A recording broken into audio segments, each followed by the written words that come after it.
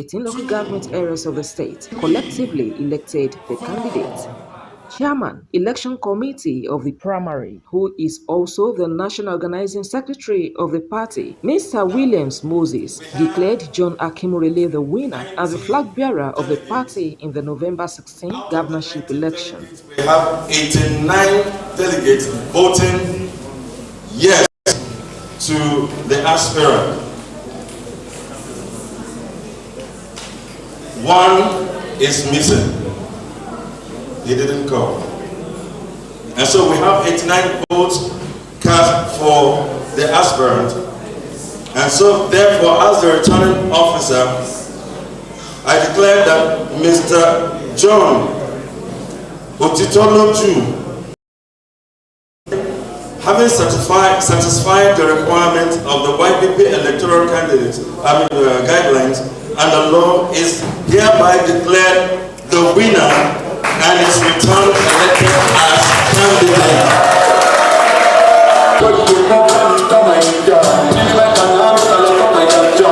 State chairman of the party, Dotun Ojon, who lauded the cooperation and coordination of the delegates before, during, and after the primary, reaffirmed the commitment of the party to bring in new innovations that will transform the state to an enviable one.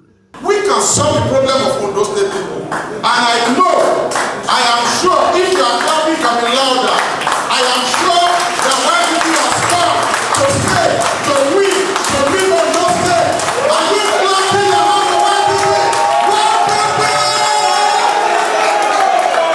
Reacting, the elected candidate, John Akimurele, promised to make the generation proud, stressing that he is determined to go into the contest and come out victorious. He called for the full support of members and reminded them that the future of the state is in their hands. Rise up to defend your brothers, rise up to defend your parents, rise up to defend this generation. How are you going to do that? YPP is providing a platform for us. We will pursue this cause to a logical conclusion. So the task has just begun. Mr. John Akimurele, who hails from Ilutitun in Okitapupa local government area of Ondo State, has thus been confirmed to participate in the state governorship poll in November 16, 2024. Omoriola Humwiji, Osrc News. The All Progressives Congress bigwigs in Ondo State have continued to lay credence to the conduct of the party's primary, which produced Governor Lucky Aiyedatiwa as winner. The latest is from a former chairman of Ondo State Football Agency, Osrc, Tajuddin Akiyemi, who congratulated the governor and views the victory have been positive developments for the state, particularly in the realm of sports development. Highlighting Governor Aiyedatiwa's commendable passion for sports, Akiyemi recalled the governor's supportive stance towards the interim committee of Osrc and its decisive intervention that steered the team out of relegation. Otumba Akiyemi also extended his felicitations to the Deputy Governor, Dr. Laide Adelami, APC members, delegates, and the esteemed citizens of Ondo State for the peaceful and successful conduct of the primary. The widely traveled sports experts further expressed confidence in Governor Lucky Aiyedatiwa's administration, foreseeing transformative impact in sports at large and the rejuvenation of Sunshine Stars, Sunshine Queens, and Osrc from their current challenges. In the same vein, immediate past Commissioner for Youth and Sports Development in Ondo State, Bamidele Ologuloluwa, has congratulated the winner of the APC governorship primary in Ondo State, Lucky Aiyedatiwa. Ologuloluwa expressed joy over the victory of Governor Aiyedatiwa, saying it is a win for the good people of Ondo State. He further appreciated the spirit of sportsmanship shown by other aspirants during the contest, noting that there was no victor and no vanquished in the poll. Bamidele Ologuloluwa enjoined all party members to consider the stake of the party in the November poll and work together as a family for a better, stronger, glorious, and more prosperous APC that is poised to deliver the dividends of democracy to the people of Ondo State. Oyo State Governor Seyi Makinde has applauded residents of the state for turning out to vote in the ongoing local government election across the state. The governor also rated the conduct of the election high, stating that it compared favorably with elections conducted by Independent National Electoral Commission (INEC). The governor made the statement after casting his vote at Unit 1, Ward 11, Ibadan Northeast Council area of Oyo State. Addressing journalists after exercising his civic responsibility, Makinde noted that security report about the election had been excellent, charging those who observed any untoward development to report same to the security agencies. We're now taking back to the reports on this month environmental sanitation. No fewer than 62 offenders were today arrested in Akure, Ondo State capital, for contravening various laws during the environmental sanitation exercise. Osrc news crew member that monitored the cleanup in and around Akure, the state capital, discovered that certain residents were still paying lip service to environmental hygiene, much to the dismay of constituted authorities. The report is presented from our studios. It is a time for April edition of monthly cleanup across Ondo State. Some residents complied with laid-down rules and regulations as they were seen clearing bushes around their homes, while some took time to clear the drains. Officials of Ondo State Ministry of Environment complimented the effort of Waste Management Authority with a view of ensuring that residents adhere strictly with the restriction of human and vehicular movement throughout the 3-hour period. The General Manager, Ondo State Waste Management Authority, Mr. Adefolaju Omowole, ordered businessmen and women whose containers and kiosks were placed in unauthorized areas to remove them or face the wrath of the law, noting that they were obstructing vehicular movement. In any location where there is no due approval for that particular structure or infrastructure, is a nuisance, is an environmental nuisance.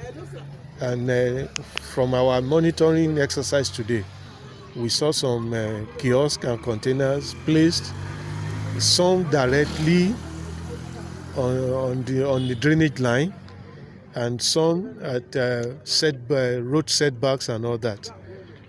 They are environmental nuisances, and we have mandated our enforcement team to revisit such places by Monday, and they will be served the necessary legal instrument, abatement notice for such environmental, I don't want to call them even legal structure, environmental nuisances, for such nuisances to be removed. While appealing to residents to make sanitation a daily affair, Mr. Omowole stressed the need for proper containerization of waste. We will continue to encourage our people. It's an exercise for us to take care of our environment for the sake of the health of our own environment and the people living within the environment. We know a dirty environment will breed diseases, and diseases will affect the health of the people. And that's why we want to encourage people. Let's abide by the law. Let's keep to the rule so that we will not be caught in the web of the law. Because people that are arrested today, I know by the time they are tried at the various courts across the state, it will leave a sour taste in their mouth. Administrative Secretary, Ondo State Ministry of Environment, Mr. Olumide Kinga, assured the present administration's commitment to clean and healthier environment. Compliance is above average. We have made some findings. Discovered that some petrol stations are not compliant. We have been there to issue abatement notice to them. Our officers have held meetings with some landlord associations concerning some environmental nuisance in their domain.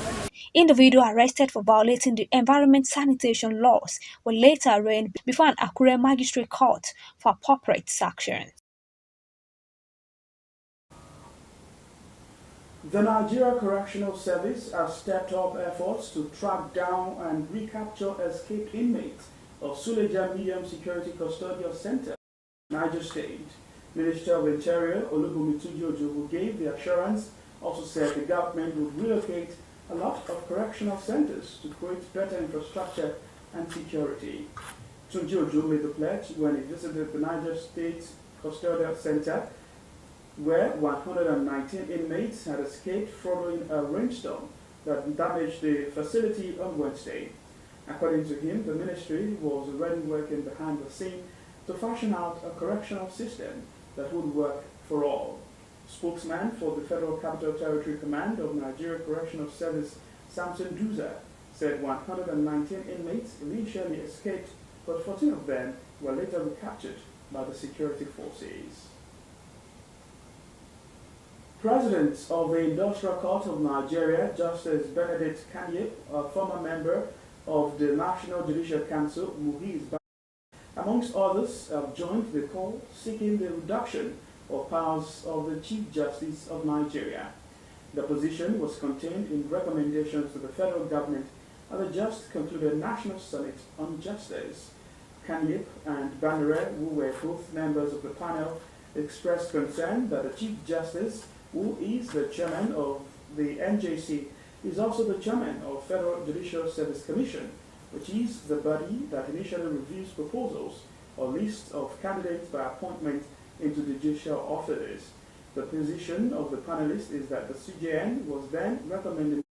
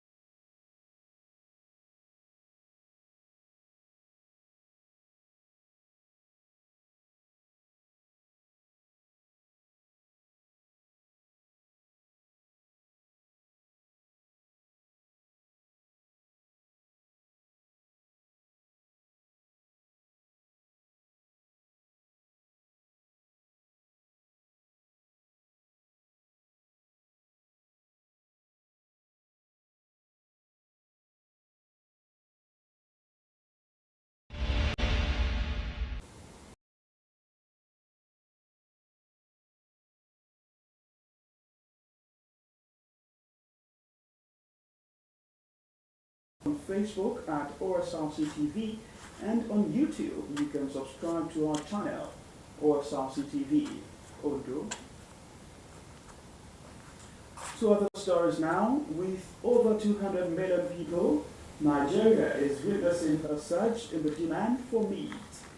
There are, however, worries that the rising cost of cattle in the country may affect the affordability of beef for Nigerians. Osrc's Joy Piles x-rays the development and reports that stakeholders in the value chain are lamenting the effect of the soaring cost of cattle on beef availability and affordability in the market. The report. According to government estimates, Nigeria consumes 360,000 tons of beef each year, accounting for half of all West Africa. Nigeria is experiencing a historic demographic expansion and a spectacular change in food habits. With a population growth nearing 2.8% per year, the country's domestic production is far from being able to meet demand.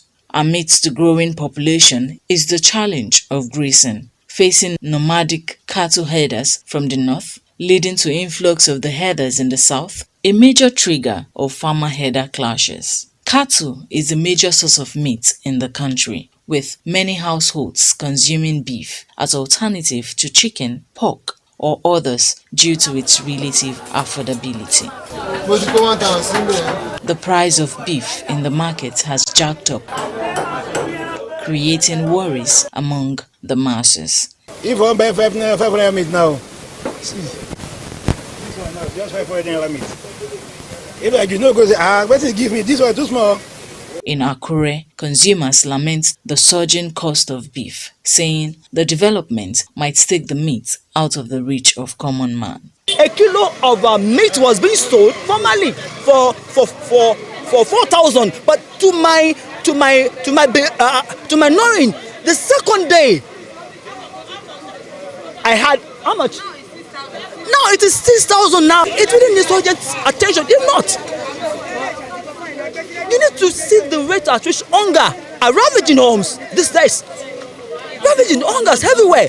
ẹran tí wọ́n rà ní 200 naira tí wọ́n rà ní 500 naira ẹ̀rí pé ó ti da 2,000 tó ti da 5,000 so kò sí nǹkan tá a lè mówó lọ́jà tó ṣe rà ń sìn tẹ́ bá dèdè ẹran báyìí kò ṣe rà so everything ló ti wọ́n. Leadership of National Butchers Association in Akure South local government blamed the rising cost of beef on the increment in the cost of cattle, which they say is becoming unbearable. Now the money of cow is too high. Now since 2 months ago, now the cow I buy like 250, 300. Now it's 500,000 naira.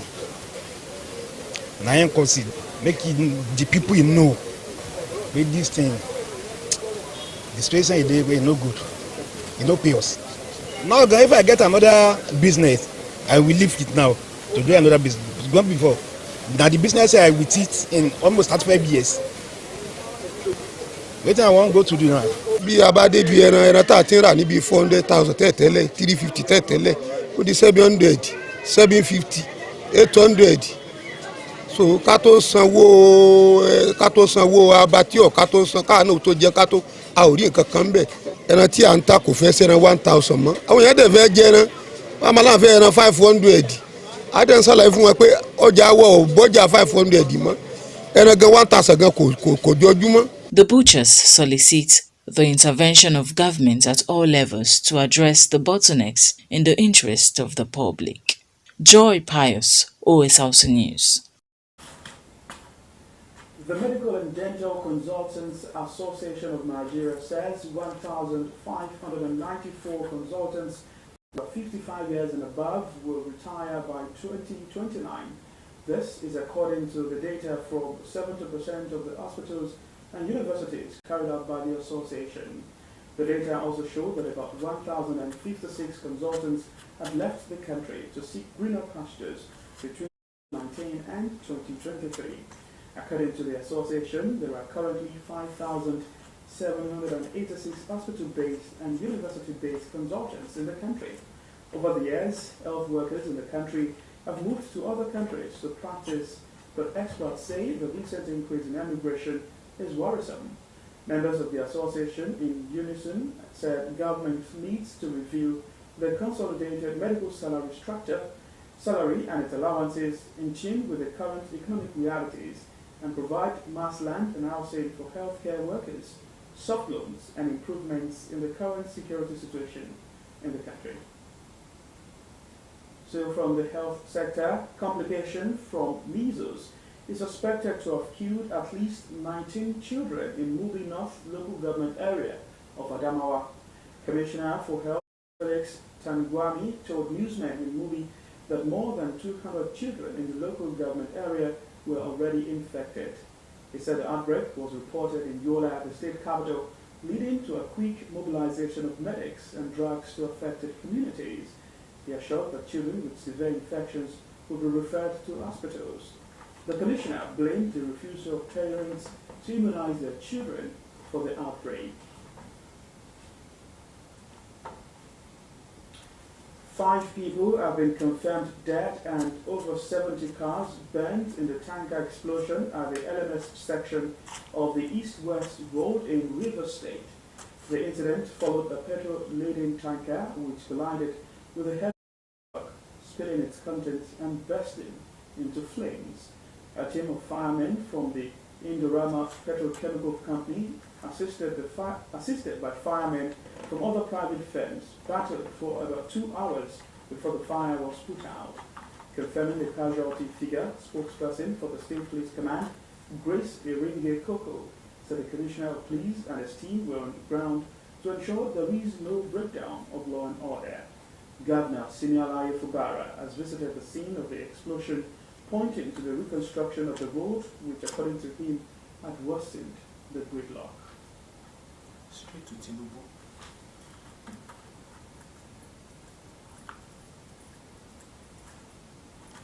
President Bola Tinubu is in Riyadh, the Saudi Arabian capital, to participate in the 2024 Special World Economic Forum on Global Collaboration, Growth and Energy for Development. It's the second leg of this two-nation tour following his engagement in The Hague, Netherlands since Wednesday. Over 1,000 leaders from business, government and academia from more than 90 countries are expected to attend the high-level forum in Riyadh, which ends tomorrow. Talks at the summit center around actions taken since the inaugural Growth Summit held in Geneva, Switzerland in 2023.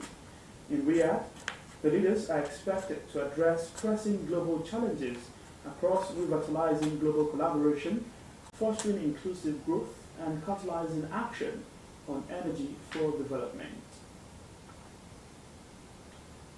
Russian and Turkish flags have been lowered to mark the closure of the center set up to monitor a ceasefire in Nagorno-Karabakh as Russian peacekeepers ended a multi-year deployment in the strategic South Caucasus region.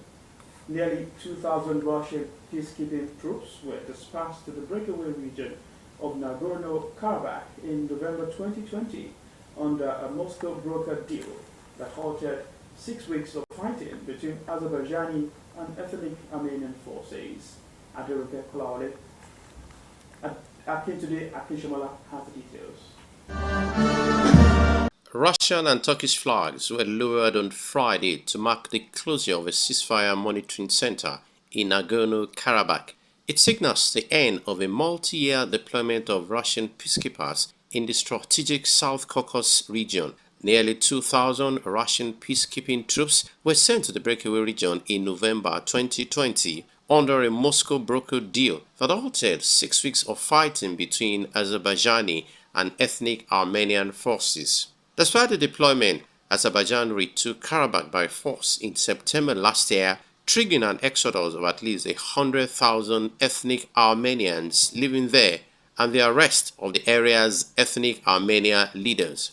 Armenia's political leadership accused Moscow of failing to protect Armenian interests, a charge Russia rejected.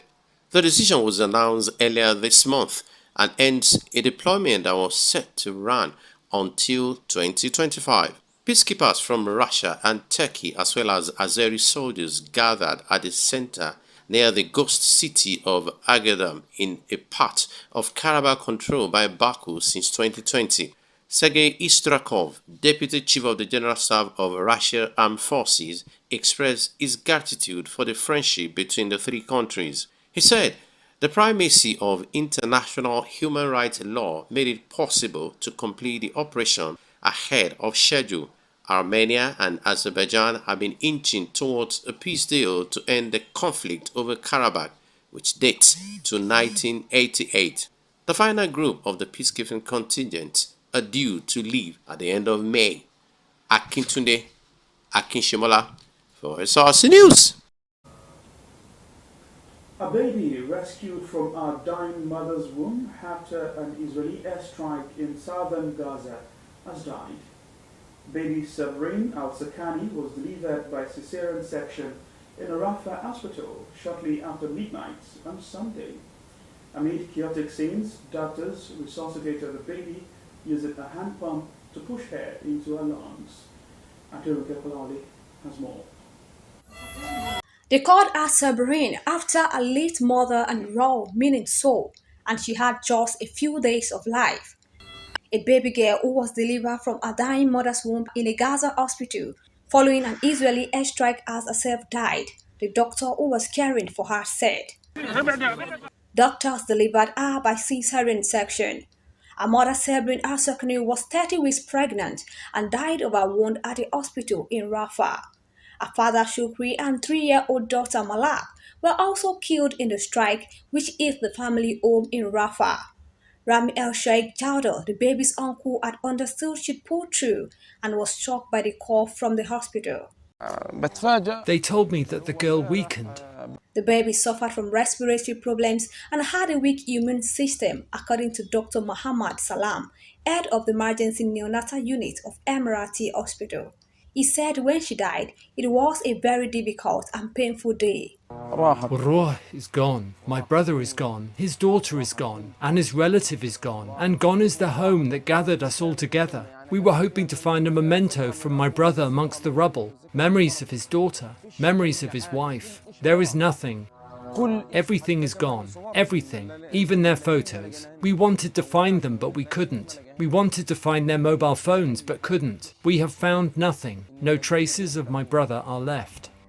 More than 34,000 Palestinians have been killed in the 6-month-old war in Gaza, many of them women and children, according to the Gaza's air military. Israel denies deliberately targeting civilians in its campaign to eradicate Hamas, as much of Gaza has been laid to waste by Israeli bombardment. Adirunke Kolawole, OSRC News. Sad development there. Now to sport.